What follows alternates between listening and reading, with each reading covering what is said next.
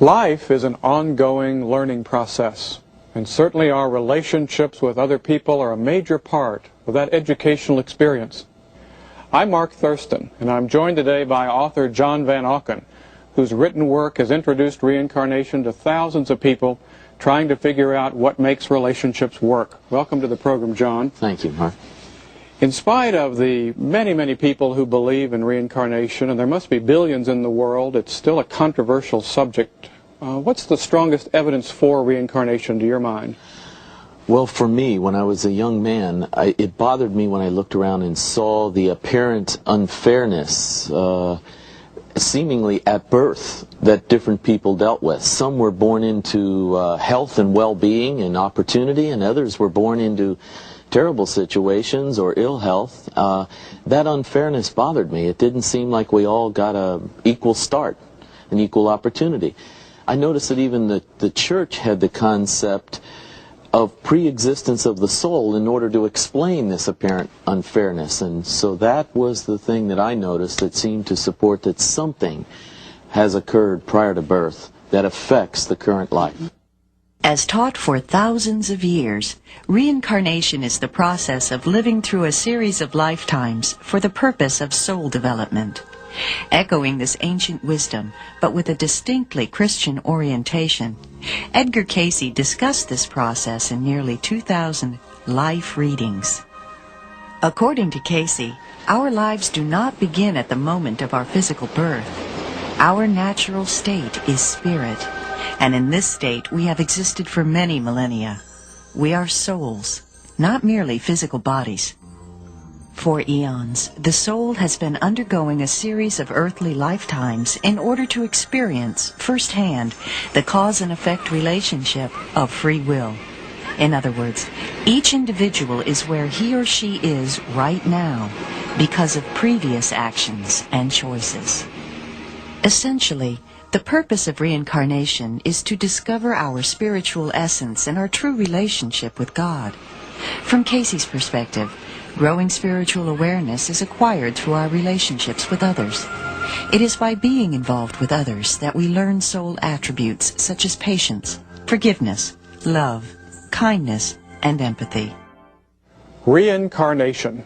It's the premise that we've lived before. If we've lived previously, maybe the important people in our lives today are the same souls we've been with in past lives. Perhaps other past life experiences help to create the most positive and the most challenging relationships we face today.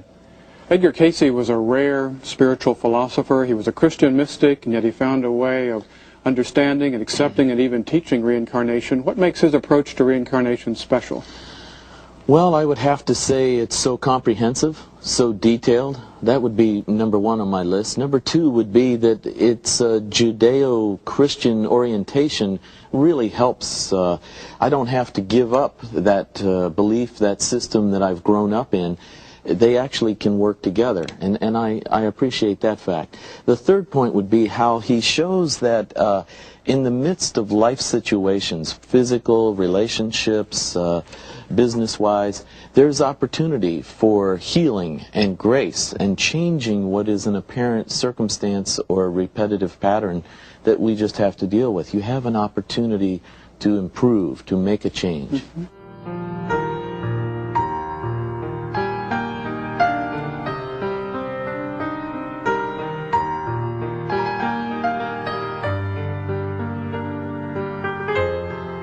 The Edgar Cayce material suggests that we draw to us people, experiences, opportunities, relationships in order to help us learn something. And basically that something is to help us to become a better person for having had all those experiences, all those relationships. Now that works in a variety of ways. Oftentimes we draw to us someone who we really admire, someone who we really love, like a grandparent, an older sibling, maybe a good friend. And this person helps us bring out the very best that's within us.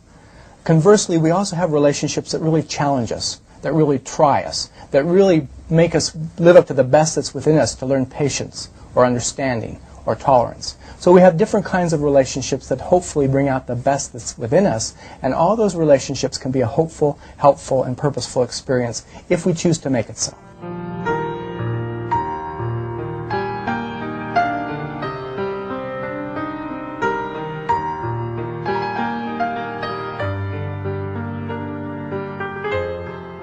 Now, the kind of feeling that a lot of people are looking for has to do with a romantic relationship. People would like to find a soulmate, somebody they've been with for many lifetimes. How do you recognize a soulmate? Well, the problem with the soulmate concept, the way we have it today, is that we focus too much on the mate idea. Souls don't mate. The real thing about soulmates is that the souls have had experiences together in the past that carry over to the present. It doesn't have to be a mating relationship of the souls. So it's other kinds of relationships that could just as easily be a soulmate. Sure, you two could end up, one of you could be a lyricist that could write the lyrics and the other one the music, and the two of you would work together all life very comfortably, very much connected, and very familiar with one another. That would be soulmate. So finding different creative ways we've been together? Yes. I think there's a misconception in contemporary society that there's one perfect soulmate out there for me, and all I have to do is find that person, and then I'll feel loved and understood. Casey would suggest that we have many soulmates. In fact, dozens of them. Everyone in our life, whether it's a child, or a friend, or a coworker, or a spouse, anyone with whom we have an ongoing connection, positive or negative, is a soulmate. Casey believed that a soulmate relationship was simply a relationship that we picked up exactly where we left it off in the past. People can make and create and build their relationships with each other. And so as they become more and more positive, they move in what's classically called sort of a soulmate type relationship. But that's often through a lot of hard work. There's a number of very interesting case histories that seem to illustrate the fact that we have many different soulmates, many different people with whom we've been together previously. In one instance, a young woman asked about her fiancé. She was getting married later in the year, and she asked Mr. Casey, is this the person, is this the soulmate that will make me happier than anyone else, or is there somebody else?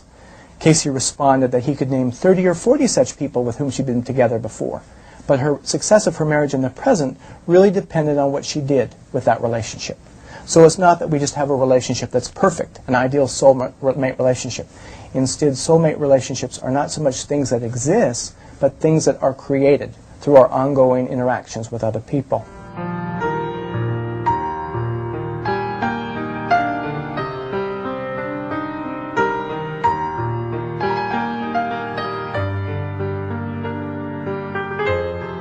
Now, if reincarnation really has so much potential to help us with relationships, how do you recognize a relationship that goes back to previous lives? That's a good question.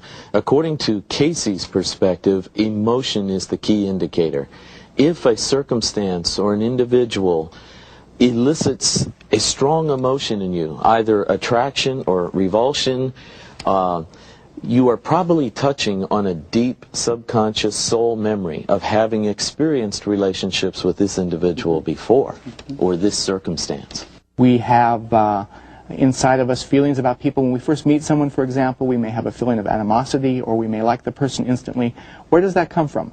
According to Casey, these feelings we have about people are stored within our own record, and we're constantly remembering that information. And right now we're recreating information about our feelings for people in the future.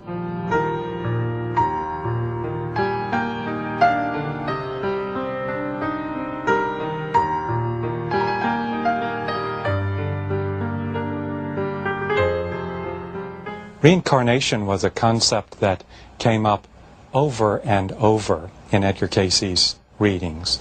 However, I don't think it's necessary to deal with the concept of reincarnation in order to get a grasp of one's life purpose.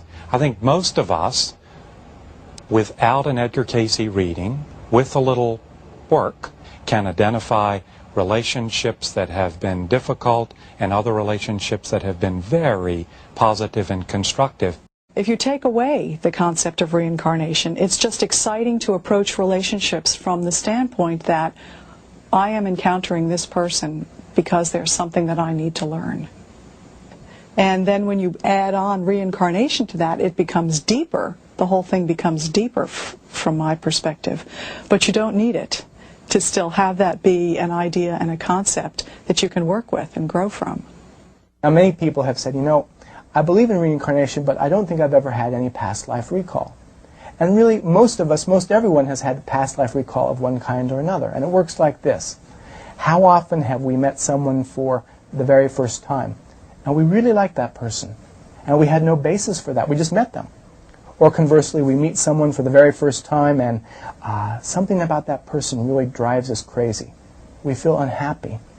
We feel tight, closed in, just by looking at another person. We don't want to be around that person any longer. Casey would suggest that basically we have memories, experiences with every soul with whom we're going to come in contact. And when we meet that person again, what we do is we pop in the memory and we think, aha, there's so-and-so, and this is how you feel about them. We pick up our relationships exactly where we left them off. So all of our relationships of any kind of emotional importance, positive and negative, are a soulmate relationship, and they're an ongoing relationship.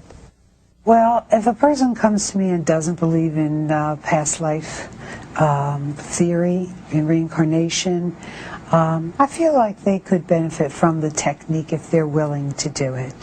Once a person quiets down and gets some impressions from inside, they will see that they also get feelings that go with the impressions. And those feelings make it very real what comes to mind. I do think that if they don't believe in reincarnation, it might set a seed that says, why not? Maybe this is a possibility.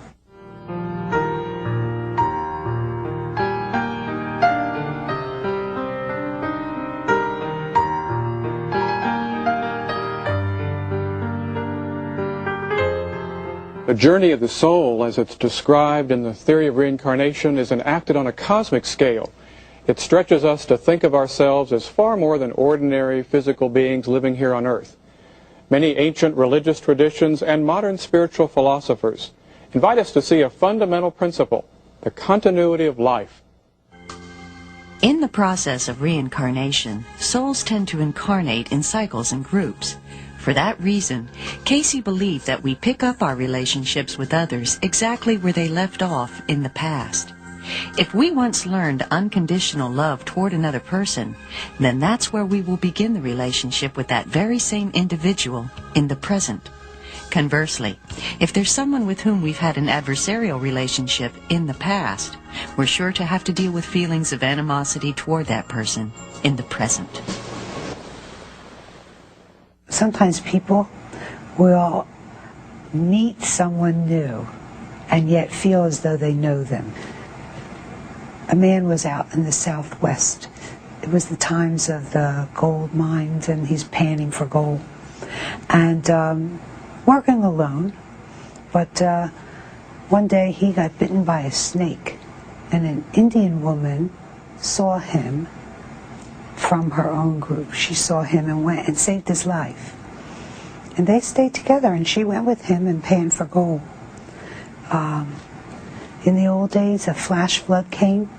He could swim, she couldn't. He got to higher ground. He never saw her again. She died.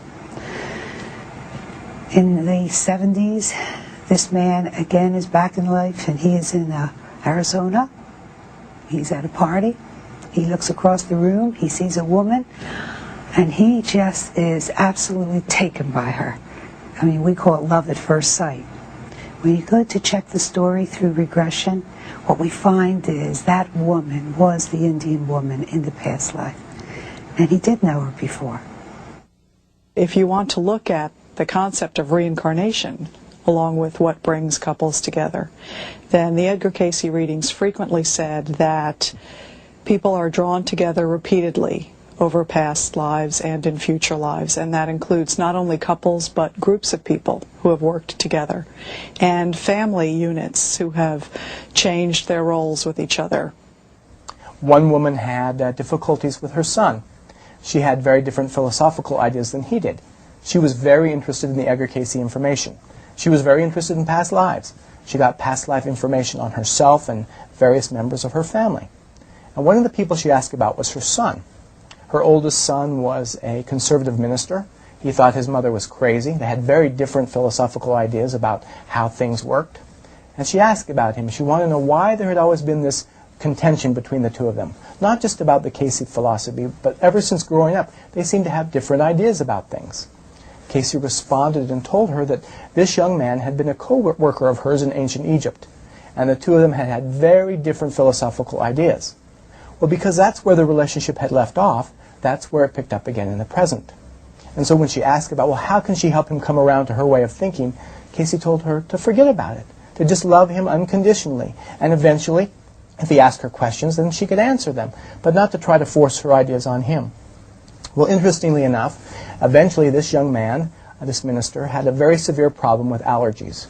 And he had been to traditional doctors and wasn't getting much relief. So kind of as an aside, one day her mother mentioned, you know, why don't you get a reading from Mr. Casey and see if he can help you? Well, the young man was at his wit's end. He was really suffering badly from allergies, and he decided to go ahead and get the reading. The reading was given. He followed treatment for a few months, and when he felt so much better, he thought to himself, you know, maybe there's something about this Mr. Casey after all. So eventually that young man got a past life reading of his own, and in time, the mother and the son reconciled their perspectives on the way things worked, and there'd actually been a healing that had not taken place for thousands of years. Casey's perspective on our relationships is that we need to learn how to heal every one of our relationships with whom we're having difficulty.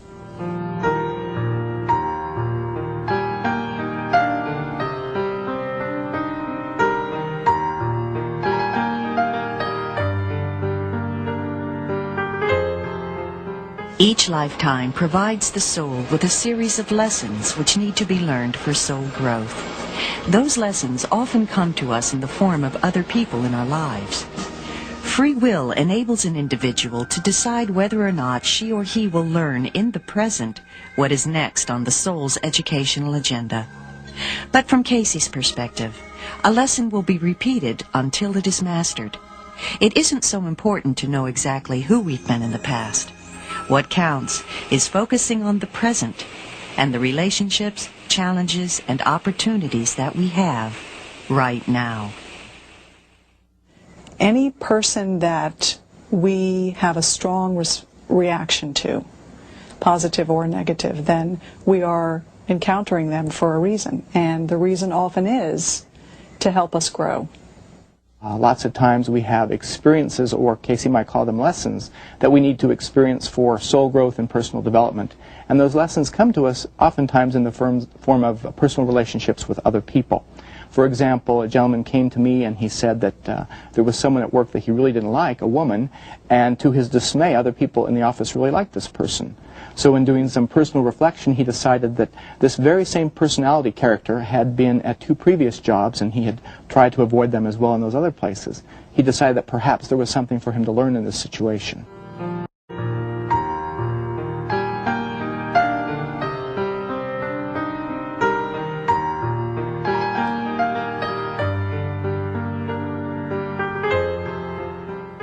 For many individuals, reincarnation has become something more than just a simple philosophical belief. It's a practical tool for gaining insight into the past and creating positive change in the present. Some therapists are beginning to use reincarnation as a perspective, often with hypnotic regression as a tool. When I do a past life regression, the state of consciousness that I am hoping for is called the hypnagogical state, and that just means that it's a state similar to waking up or falling asleep. When we use this technique or this tool called past life regression, it's a change agent tool, because what happens is once your mind has in it some conscious information about you and, let's say, another person in another time, you review your present situation in a different light. Your perspective changes.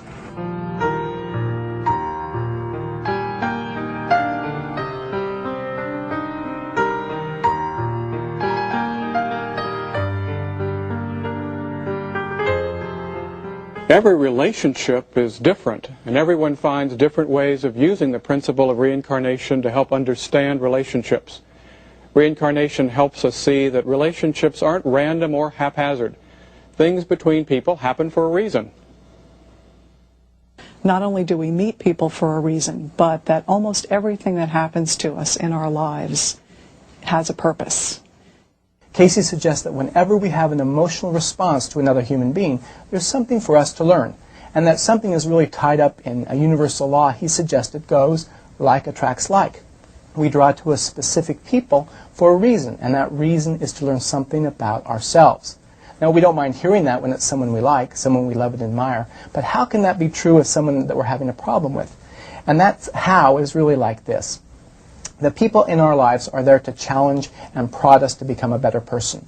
So let's say, for example, I've spoken to a lot of people who perhaps tell me that they grew up in a household where their father was very controlling.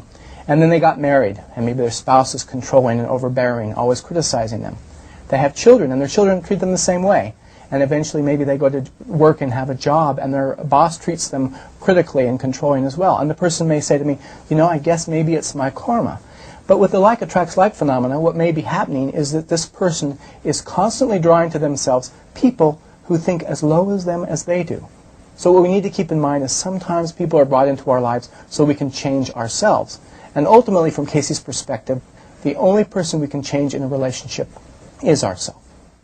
Couples are drawn together for obviously a lot of different reasons, and a lot of them are related to factors that happened in this life. Edgar Cayce would suggest there are at least 4 points at the heart of all of our relationships. The first point is that all of our relationships have the possibility, the potential, to be a helpful and a hopeful experience if we choose to make it so. If we decide to learn what we need to learn in this situation. What is this person trying to help me learn? The second point is that all of our relationships are repeated until they're healed. We will continually draw to us the same people, the same types of experiences, the same types of challenges until we've learned from them and transformed them. The third is that as souls seeking wholeness, eventually we need to learn to love and understand every single soul with whom we come in contact. And the fourth is that we learn most about ourselves through our interactions with others.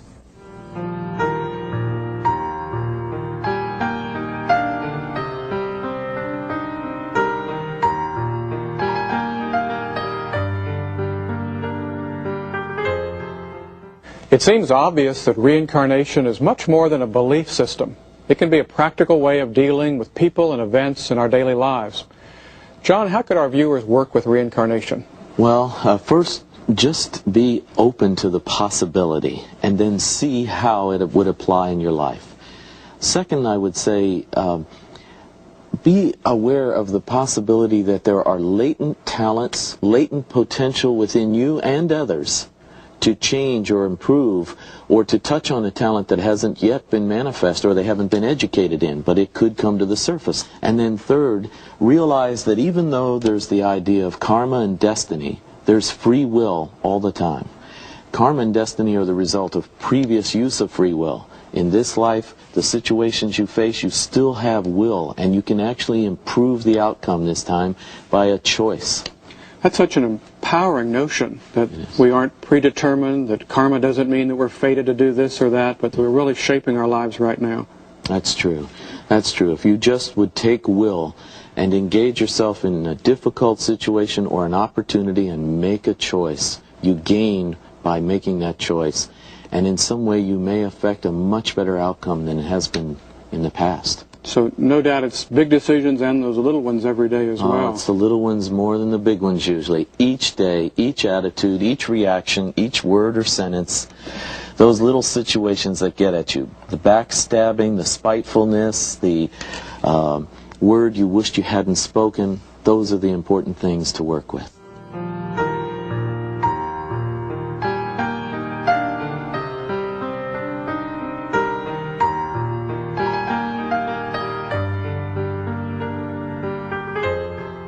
What if you're in a really bad relationship and you have the feeling it must be linked to things from the distant past? What can you do? This is a difficult one. Usually you can't approach it head on, so you need to use the power of prayer. Since you can't address the issue easily, directly, go into your quiet place. Pray about it. Pray for the other person. Pray for yourself. Pray for forgiveness for all the dynamics involved. Then usually a pattern has happened, and this pattern recurs. You keep repeating the same pattern, so you need to stop trying the same things and create a new action plan. Whatever it is, try out something different with this person and this situation. Also, you need to be aware that it may possibly be a purposeful test to help your soul grow, very similar to the idea in Job, in which the Lord makes a deal with Satan to test Job, to see if Job's heart really is on the Lord's side or just on Job's interest, his own selfish interest. Sometimes in a dynamic situation where it's stressful, the goal is to kind of break out of self's interest and see what would be helpful to the whole here. And then finally, you have no choice but be patient. Things that have taken centuries will take some time to heal. Just have to be patient. I bet a lot of people would find that last one the hardest one to do. Yeah, probably. We kind of live in a culture of instinitis where we want to be able to take a pill or do something quick to heal a problem. If it's not working, divorce it, get rid of it, go on, rather than try to engage it and work through it. In today's society, I think we too easily want to get rid of a relationship if it's not easy or something that we find happy or comfortable. Casey would say that we need to keep working on our relationships until we've transformed them. Now, very often someone will ask, well, didn't Edgar Cayce recommend a divorce sometimes? And the answer, he only recommended divorce on 3 different occasions, when 3 different things were happening.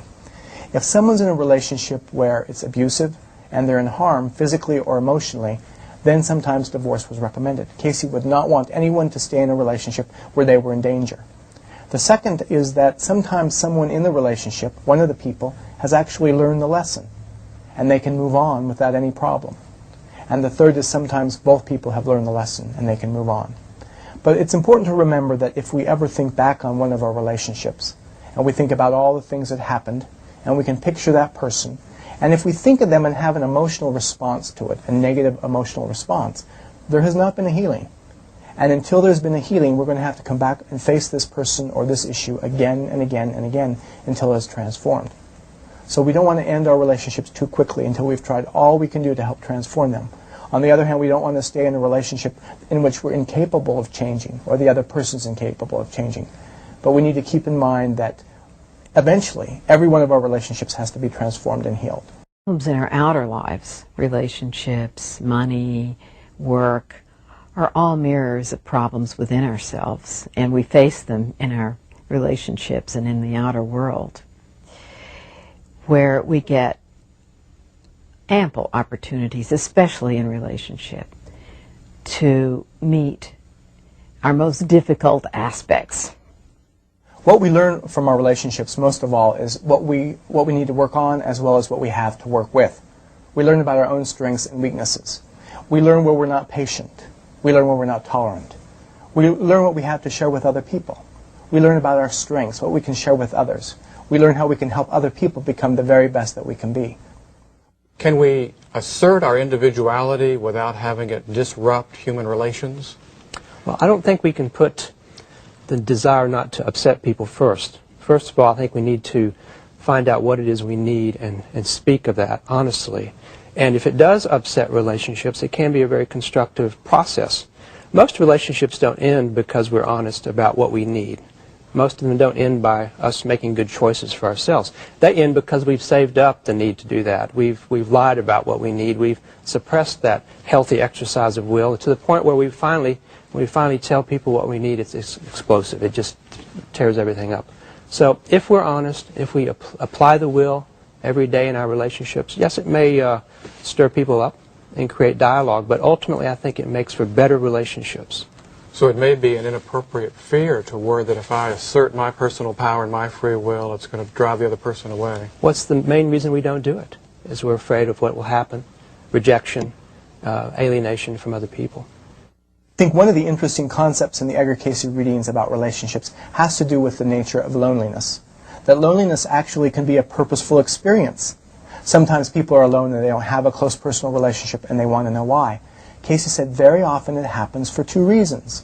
One reason is that I've been suppressing, let's say, some kind of talent or ability or a desire that I have within myself.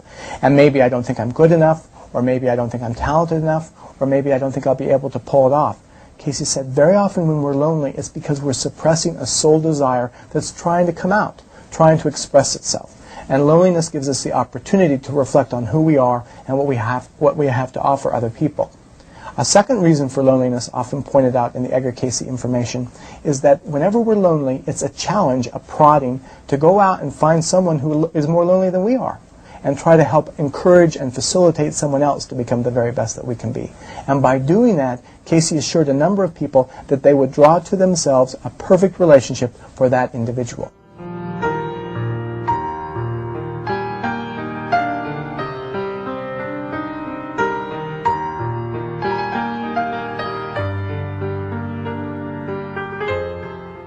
I think that the Casey information and the case histories and the Casey files suggest that all of our relationships potentially can be good.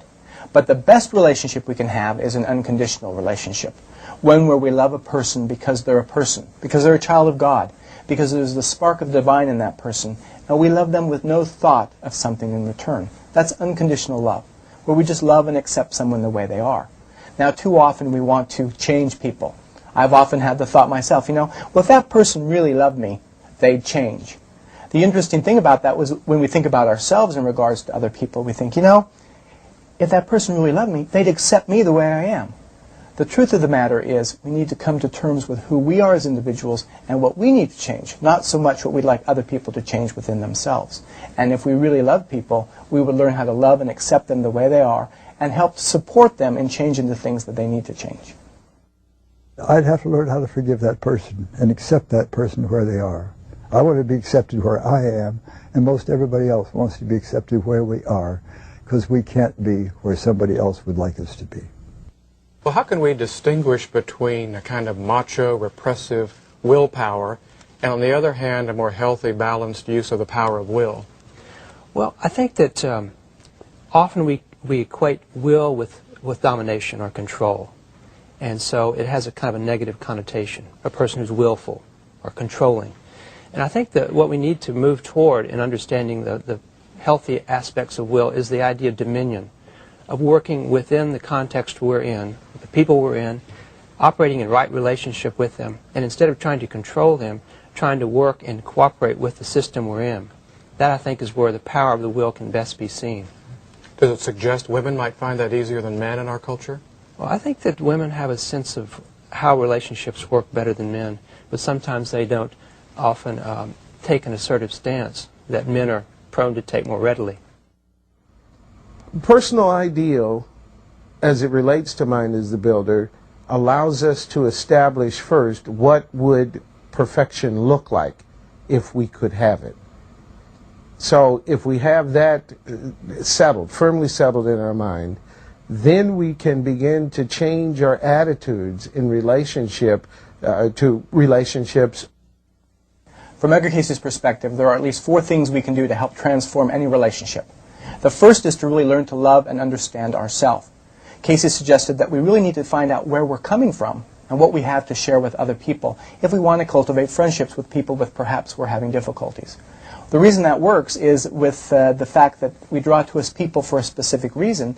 We need to figure out what is going on in this situation. Is this person trying to help me learn how to speak up for myself? Am I trying to learn how to be more patient, more tolerant, more loving? Is this person exhibiting a quality or a trait that I have in myself that other people are seeing and I need to perhaps somehow transform? The reason that's important is to learn to love and understand ourselves is because very often if we think of the people that we like least of all in the whole wide world, if we would only remember that that person somewhere somehow has a best friend, we might ask ourselves, why is it different people perceive different things in different relationships? And the answer really is that we need to learn more about ourselves in whatever relationship we happen to be in. The second step Casey suggested in terms of transforming a relationship is something he called setting an ideal. Another way of saying it might be to decide on a motivation. What's a better approach to this relationship than the one I've been working with? Maybe right now I find myself frustrated or angry or unhappy just by being around another person. Perhaps I could pick something better like being friendly or being understanding or being tolerant or being patient. Casey suggested that once we pick an ideal or a map or a motivation that's different than the one we've been working with, we actually have the opportunity to have real transformation take place. Things can really change. A third thing in relationships, Casey suggested, is the actual work. We need to work on improving a relationship, otherwise it's never going to happen. The application. Very often we have relationships where we think, I really should do something about that. But somewhere between the thought and actually following through, something doesn't happen. But what that doesn't happen is the application. Casey said, if we really try, If we really begin to work with applying things over and over and over again, they'll become a part of our awareness. And the fourth thing to really improving a relationship has to do with something Casey called expectation.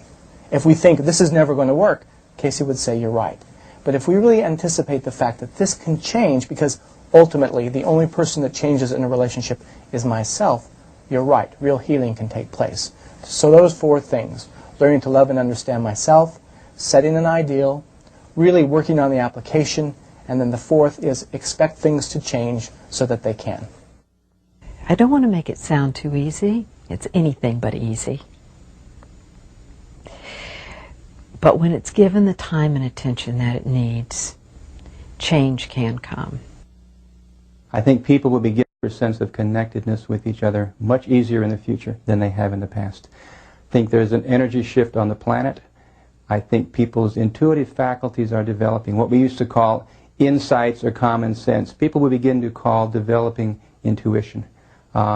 Flashes of knowing without understanding how they got from one step to another. That's part of intuition. Being able to understand a person's feelings and be able to perceive it. Sometimes thoughts, but I think more feelings when someone's talking to you and you sense a sense of compassion, a sense of connectedness. This is going to become much easier as we grow and as human evolution takes us forward in the next 10, 15, 20 years. So I think people who are afraid of it now or feel, well, I can never feel that, can never understand that, once they start having small experiences, we'll be less afraid of them, and that will open them up to greater experiences, more experiences. So I think in the next 10 years it's going to be very commonplace for people to say, yes, I feel a sense of connectedness with my friend, with my spouse, with my pet, even with the plants in my backyard. Ultimately, the best ingredient in a relationship, from Casey's perspective, is unconditional love. Love given out selflessly with no thought of what is received in return. So from Casey's perspective, love is something, an act of giving. It is not so much what I'm getting in return. Love is not what is someone doing for me, but instead, what can I do for another person? Edgar Casey's philosophy has a fascinating principle that we grow to heaven only by leaning on the arm of somebody we've helped. How does service fit into this whole process of karma and past lives? Well, once you actually accept the idea that life is continual and that it's one, that we're all one family, then anyone you meet, any action you do in this life that actually contributes to the health of the family, to the future of the family, benefits us all. And that concept is in reincarnation and also is a principle that drives the idea that service in this life to others is important. So that's the key to the healing. Yes, the key to the healing.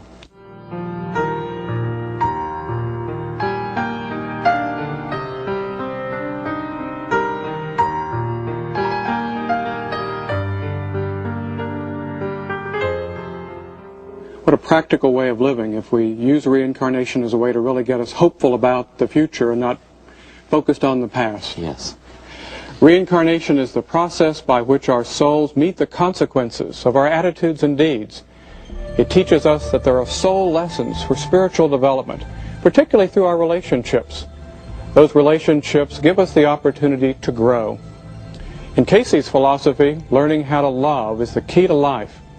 In his vision for the future, reincarnation will be widely understood and accepted, and it will show us that we're going to be part of human history for this and many new millennia to come.